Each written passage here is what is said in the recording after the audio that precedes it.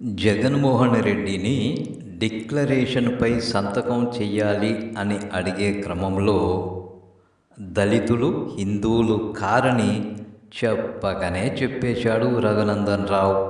BJP MP lawyer కూడాను. రోజు దళితులు వేలల్లో దర్శించుకుంటూ ఉంటారు, వారిని ఎవరిని డిక్లరేషన్ అడగడం లేదే అన్నాడు.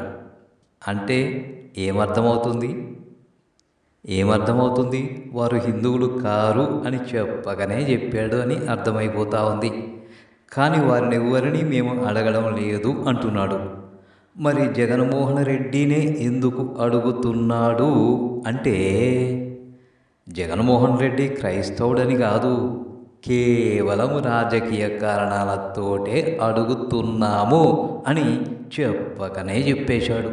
అది విషయం. కాదేది మత రాజకీయాలకు అనర్హం, అది లడ్డు అయినా డిక్లరేషన్ అయినా మరేదైనా అంటాడు ఈ రఘునందన్ రావు. అది విషయం.